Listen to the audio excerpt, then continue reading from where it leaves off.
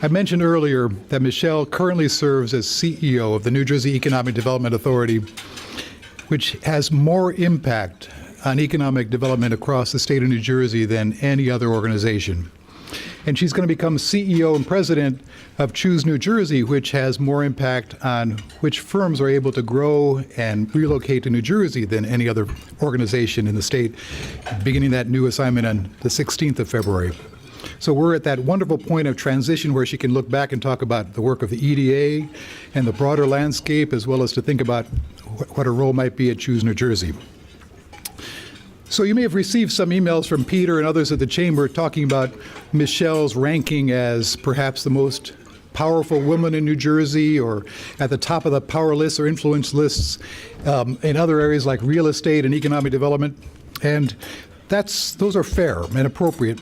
And she's been described as a strategic, innovative, collaborative leader with an adaptive mind who can work effectively in many different settings. And that's, of course, absolutely accurate as well, but those don't really begin to capture who Michelle Brown really is. From what I've been able to gather, Michelle, among many other things, is a proud native of Trenton, New Jersey, who shares a vision for our state as a place of opportunity, prosperity, and revitalization. And she cares deeply about our communities, our families, and individual residents, especially those in need because of particular circumstances like Sandy.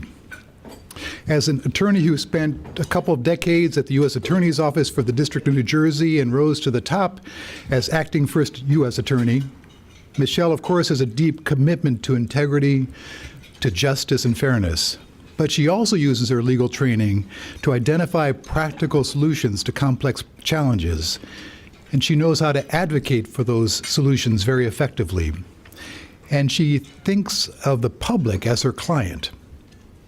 One of the most significant contributions from her tenure at the EDA is likely to be the impact of the EDA on Camden, as well as Trenton and Passaic and Patterson and Atlantic City, the areas of special focus as a result of the incentives contained in the Economic Opportunity Act of 2014. Now, across the state, under her tenure, the EDA has closed on more than $3 billion of financing, from what I can understand, and administered more than $2 billion of incentives. So that's an incredible impact across the state. And they've been vital for all the businesses, all the communities that have been affected by those various programs. But there have been investments to revitalize Camden that simply would not have happened without the EDA. And these are truly reshaping that community. And I have confidence that we'll soon begin to see the same thing happening in Trenton and the other targeted communities. And that really is a profound contribution to the public interest of the state.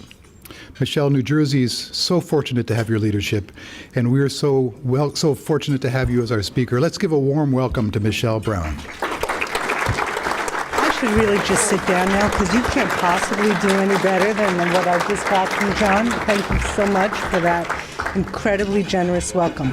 And thank you so much for having me today to give you some comments on what's going on at a statewide level at the EDA, the administration's programs for businesses.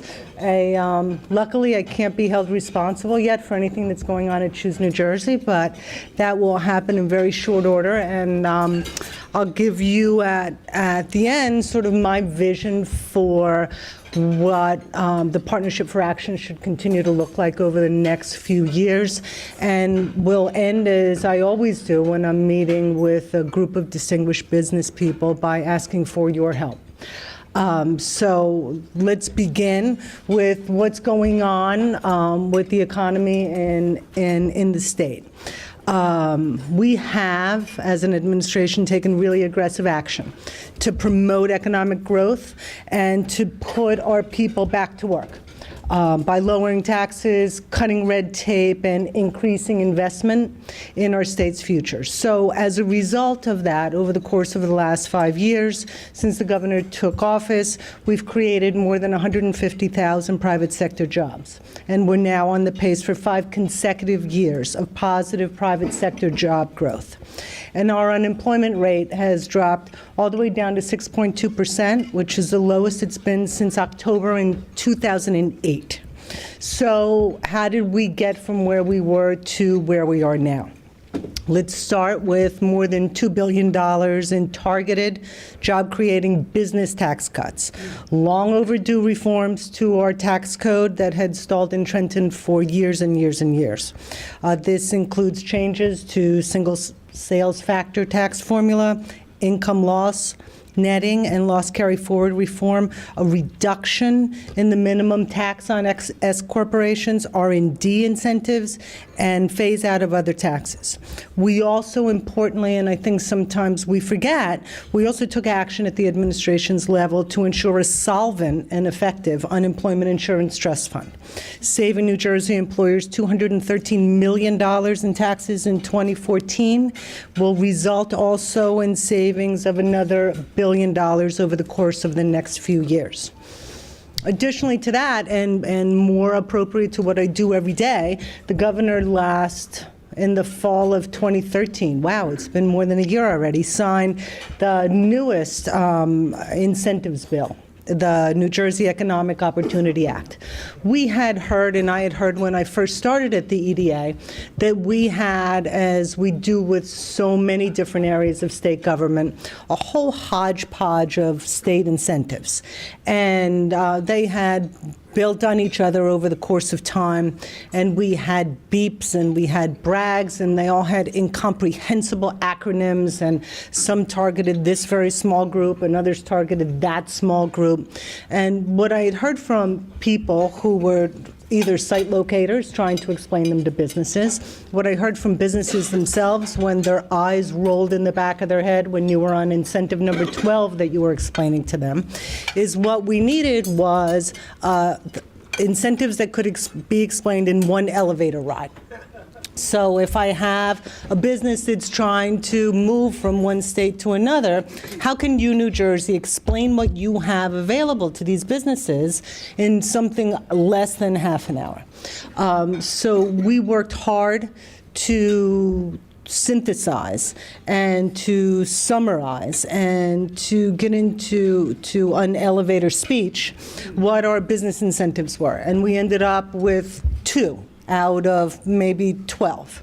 Grow New Jersey, which is for employers growing jobs, makes perfect sense.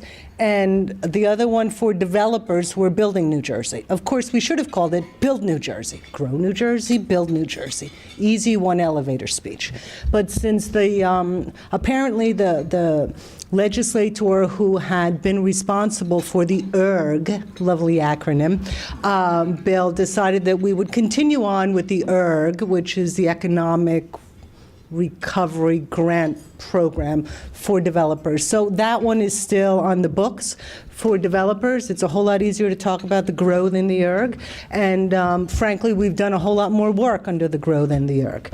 As John indicated, last year alone, the EDA awarded more than $2 billion in incentives to businesses that were growing jobs in our state, which is, I have to tell you, a much more remarkable achievement than I thought that we would be able to reach in our first year of implementing the plan, and frankly, more interest, I think, than anybody thought we would see in the programs as they first began to roll out. And when I was getting ready for my program today, I asked the people on my staff to just put some statistics together of businesses that we have been fortunate enough to work with that would be served by the Princeton Chamber. And the numbers, just to me, as I continued to read them, I said, it's not possible that we could have reached so many businesses, or that, frankly, that your chamber reaches as far and as wide as it does. But start with a ribbon cutting last November for Valiant Pharmaceuticals. Valiant and Actavis are 2 of the fastest growing, most aggressive new pharmaceutical companies, both of whom have decided to choose New Jersey and did so in the last year, for which we are incredibly fortunate. When Valiant came to us, we at the EDA were able to put, I think, a compelling proposal together for them that got them to select Somerset, if you're familiar with it, close by to where the Bridgewater Mall is, as their new headquarters. And even though under their agreement with us, they are required to create 350 new jobs in order to qualify for the incentive. We're really confident that this company is on the move, and we, the state, will be fortunate enough to see much greater growth than that from that company. So I'm absolutely thrilled about those developments.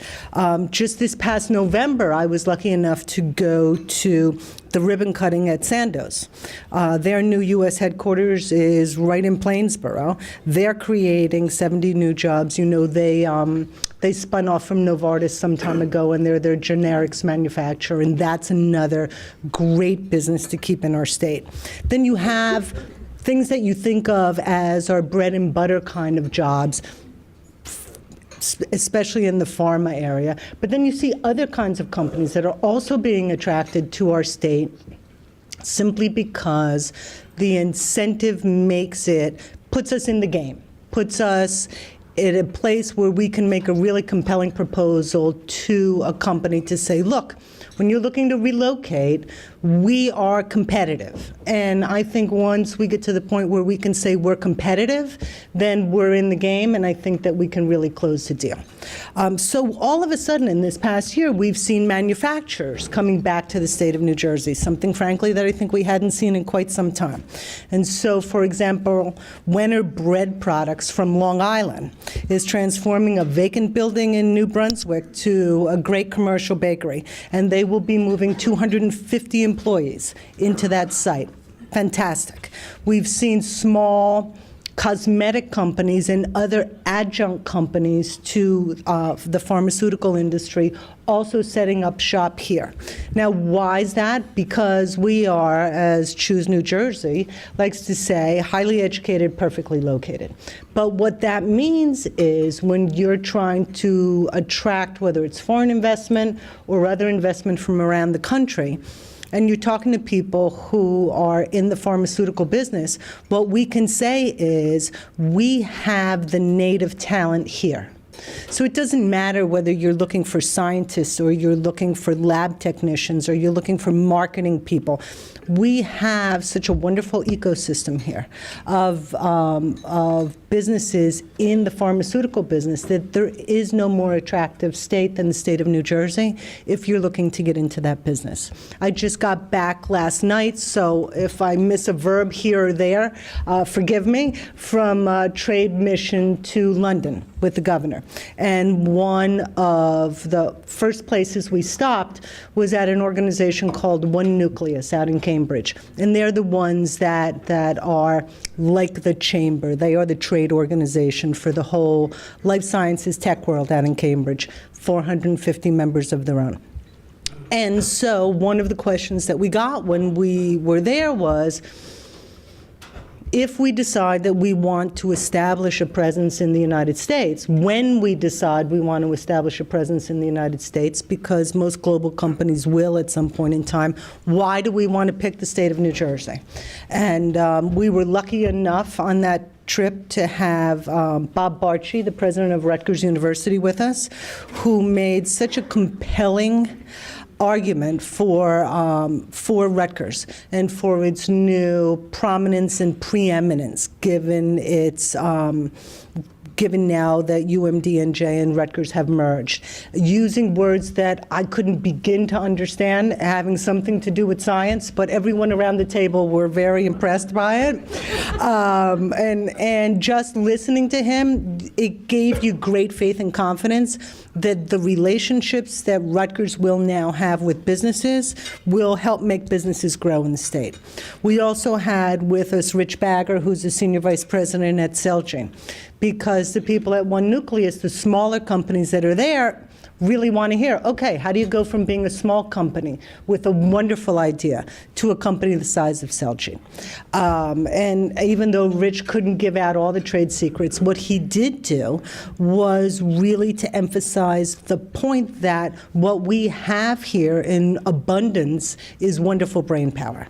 And you can then make all of the normal pitches that we make at Choose New Jersey about mass transportation, about the fact that we are located close to Philadelphia, close to Manhattan, in the major media market, with all of the transportation and infrastructure and all the other things that make us great.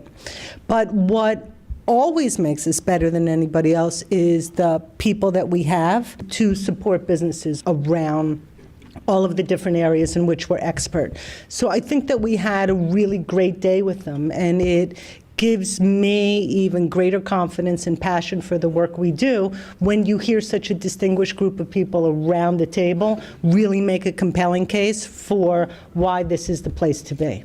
We will never be the cheapest place to do business. That's just the fact of the matter. And so we're never going to be able to compete with other states around the country saying we're the cheapest place to do business. We are not. But what we can say is that we have some of the very best minds in the country here. And I think there was some hair color commercial that used to say we're expensive but we're worth it. I think even though, you know, I may not change the Choose logo to we're expensive but we're worth it, I think that that's really kind of the message that we need to give as business people around the state. Well, yes, we know that we live in an expensive part of the country, but for us, it's the place where we want to be.